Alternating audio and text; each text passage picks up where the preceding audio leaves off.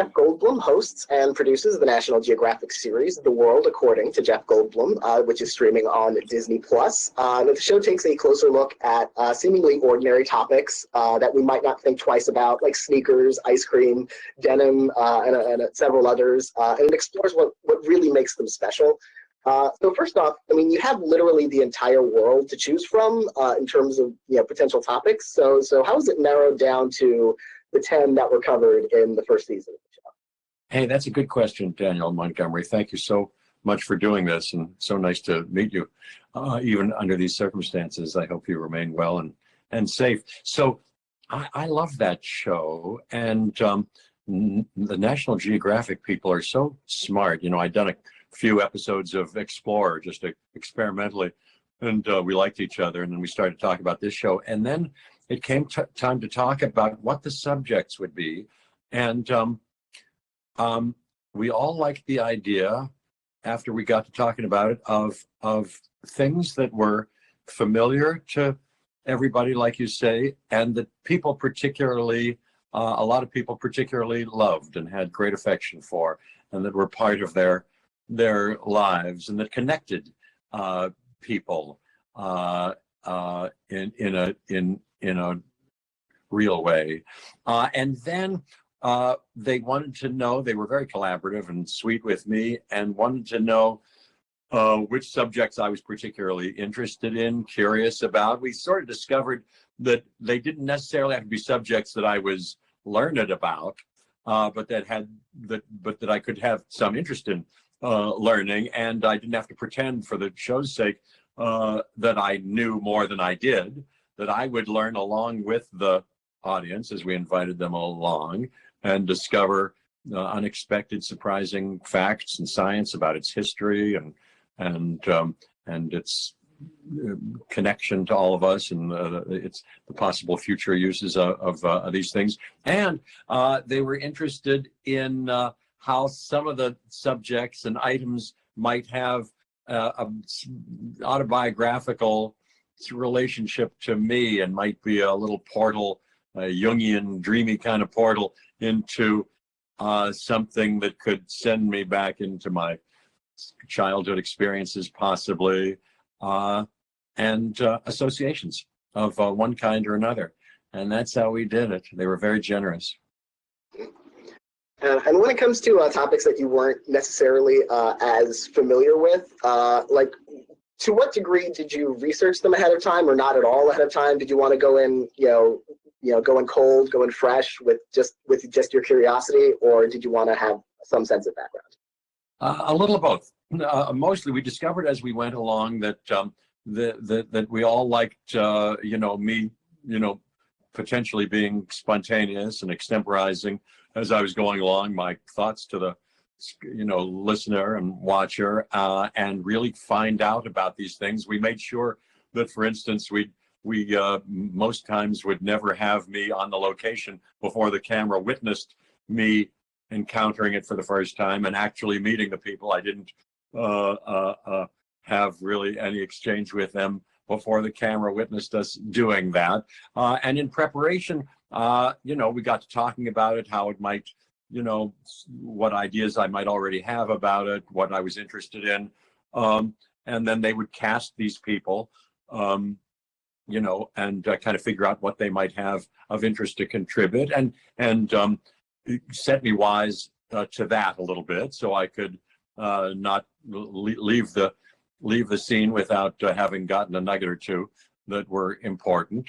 And that's it. But we did want to have, and I think in the second season too, but also in the first season, wanted to deal with subjects that could yield their way to a larger idea, and to something potentially even intellectually broader in scope, and a little nutritious, maybe even more than a little.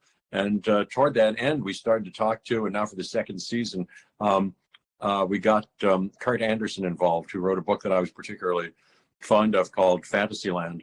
And he's a big thinker. And anyway, that's what we're trying to do. Yeah, and that deeper level really comes through. There, whatever the subject you're exploring, you always seem to come back to self-expression, individuality, and community that people find in a lot of these subjects. What was it?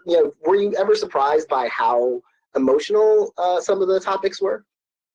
Yeah, I sure was. I was surprised that they were emotional while we were doing it.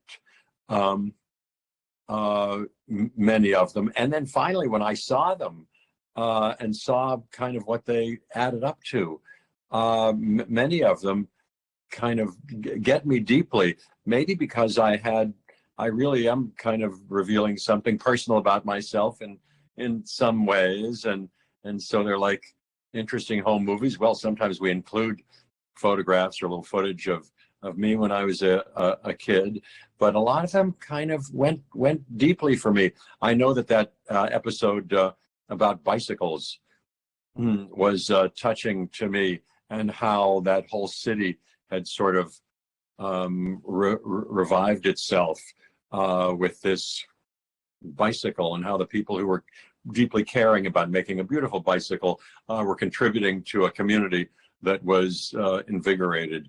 That was very touching to me, and seeing how people got together over that. I know that when we did the pools episode, not only was I touched by the women who, later in life were engaged in this, beautiful dance program in the water and allowing me to be part of it. I found that moving and inspiring, touching, and heroic on their part.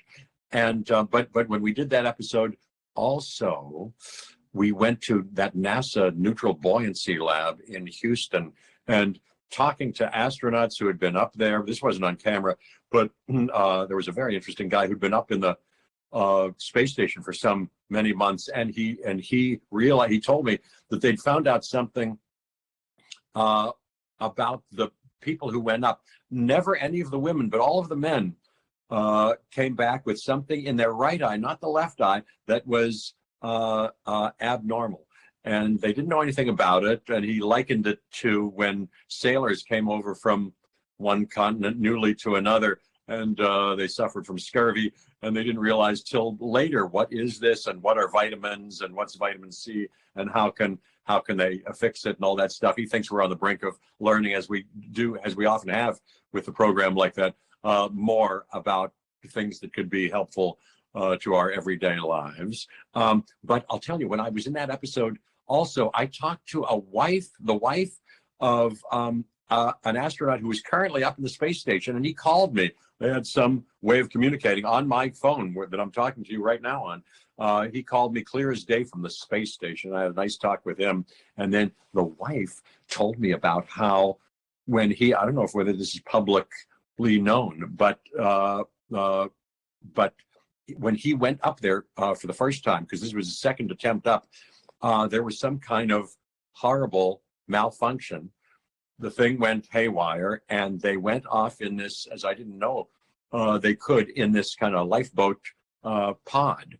But she didn't know for quite a while that they were safe, and they had two boys. I have two little boys myself, and they had two teenage boys at the time who were watching, and it was quite traumatic, as you can imagine, until they knew he was back and all that. They weren't allowed to watch the second time when he went up. But when I got to talking to her, I got very emotional about it. It was very touching. In any case, that's just some of the things. And it really does, like as you mentioned, it expands your worldview in such a significant way. Like since you've started making the show, do you find yourself looking at things differently? Like, oh, I bet there's a story behind that I don't know, and has that expanded your curiosity? Yes, it sure has. It sure has. During this period, and I had kids, like I say, during this period too. Now they're 4 and 3. But, my whole life is filled with newfound, wide-eyed curiosity and experience. Wait, what was I going to say? Wait. Oh, yes. But things, how does this work? That's right. Oh, and during the same period, I was compelled to read all three of Yuval Harari's books, Sapiens and Homo Deus and 21 Lessons for the 21st Century. You know, he talks about all sorts of things that inflamed me with interest and curiosity. And he kind of touched on something that we came upon in an episode or two. I know the sneakers episode and the tattoo episode. There's a kind of tattoo that I didn't know about that you could, if you see that episode, put on yourself that allows technologically information about your inner workings to be known more than you know yourself. It can tell you if you've had too much to drink or you've had too much sun and this and that. And Yuval Harari talks about this new threshold of a technological disruption that we find ourselves upon, where we can be hacked and known about by, you know, artificial intelligence and sources outside of ourselves better than we know ourselves. And that can be helpful and risky.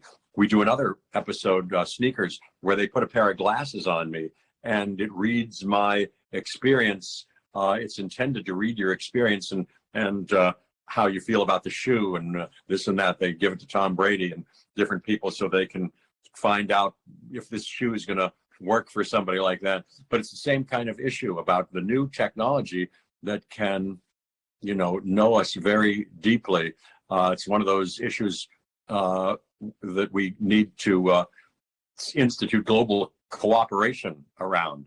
That, as Yuval Harari says, and nuclear weaponry, for instance, and climate change and all sorts of things. And the period that we're in right now is, of course, transformational.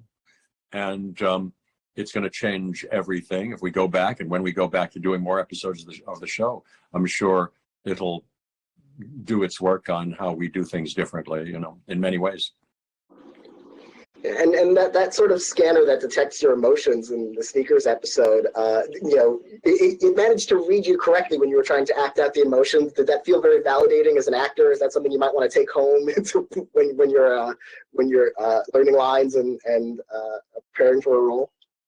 Well, that's so interesting. Well, I'm always interested in the human mechanism as not only a person, but an actor. You know, you're always trying to figure out what the inner life is, what the infrastructure is that causes any of us, and me in a scene, to a character that I'm playing and a character that I'm playing, to do one thing or another. And I've read a lot about something about free will now. Isn't it interesting that everything that we do, and this is related to what you asked too, that everything that we feel like we're deciding to do can actually be predicted. Did you see that new series Devs on Hulu? I ate up all 8 episodes of that. It has something to do with this issue too, that we are predictable, and that maybe there are multiple universes, or maybe everything is sort of predestined in some way, like Ouspensky wrote about in The Strange Life of Ivan Osokin. Maybe we've gone through it all before, but in ways that we don't imagine, we're not as in control, possibly, of our choices. As an actor, that's kind of interesting to me too. Because you're always trying to act out, you know, the seemingly unanticipated impulse to think a certain thing, decide a certain thing, or do a certain thing, you know, and what's going on in your system that leads you to that, you know. That's all interesting to me. Yes. And you mentioned season 2 of the series. It has been renewed. Had it been shot, or was it in the works, or before the world exploded? Like, what status was that in? We had already got the go-ahead for it, decided on several of the subjects, and had started to shoot the first episode. I don't know if that I'm allowed to. I should have checked to divulge what the subject was of that episode. Well, there are people, we found ourselves in a bunch of you know, crowded circumstances, like we did the first season, the likes of which may change when we take it up again. But there were here. I'll just tease you with that. It had to do with a form of entertainment that people enjoy in person and in large groups too. That's kind of artisanal. So there was a little bit of that, but it was fascinating. And we had done almost all of that first episode. Also had something to do. I met an astronaut for that one too, because as you know, we take left turns in these. We don't just go along the conventional track of what you might think we're interested in. And for that one, we met an astronaut because this entertainment has something to do with a kind of variation of stargazing. So we met some lifelong erudite stargazers and an astronaut who had seen the Earth from space. And as you've, I'm sure, heard and know about, they all seem to have people who have done that. A small bunch of people who have done that have a life-changing view of who we are and where we are and this planet of ours. In any case, we were just about done with that, and we had charted the next several episodes. And we keep talking now via Zoom. They're in England too, the people who work on this, and they're very smart and lovely. We talk all the time about what we're going to, how this is going to change, maybe what new things we could do, and when we're going to go back, of course. And you mentioned that episodes go in directions that you don't necessarily always anticipate. Do you go into any given episode with like an outline that you then maybe deviate from, or are you really just kind of open exploring the world? No, we go with an outline. They have already done massive amounts, not me necessarily. They feed me the information that they think I'll need to really get the most out of an encounter and out of the whole experience, but leave a lot of it, unpainted in so I can experience it. You can see me experiencing it freshly.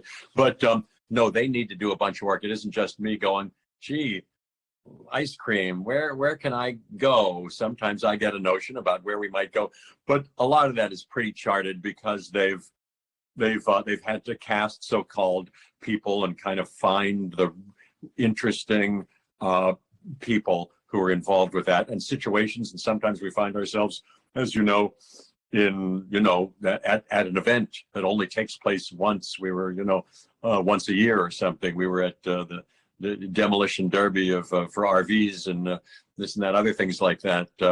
So that's kind of charted out for us. Well, thank you so much for talking, and congratulations so much on the show. Hopefully that in some way, shape, or form we'll be able to see more of it in the near future. I hope so. Thank you so much for asking me about it. I love talking about it, and I love that Disney Plus came in as we were doing it. It was going to be on Nat Geo, but then that lovely organization, they've been very sweet and took us over, and it was a very enjoyable experience, that first season, and mentally nutritious and internally nutritious. It was a good part for me to play. Well, thank you very much. Thank you so much. Thank you.